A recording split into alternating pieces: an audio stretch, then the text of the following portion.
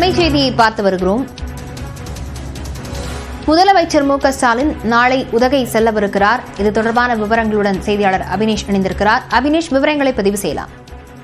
முதலமைச்சர் மு.க.ஸ்டாலின் 5 நாள் பயணமாக நாளை ஊட்டி புறப்பட்டு செல்கிறார். குறிப்பாக வரும் 15ஆம் தேதி ஊட்டியில் மிக பிரசித்தி பெற்ற மலர் கண்காட்சியை வரும் 15ஆம் தேதி தொடங்கி வைக்கிறார் முதலமைச்சர் மு.க.ஸ்டாலின்.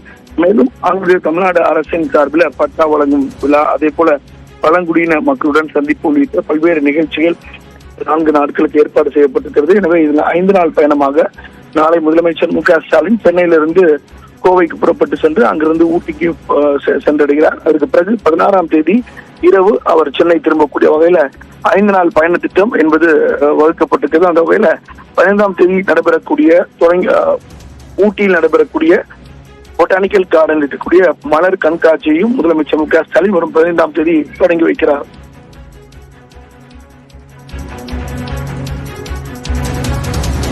விவரங்களுக்கு நன்றி அபினேஷ்.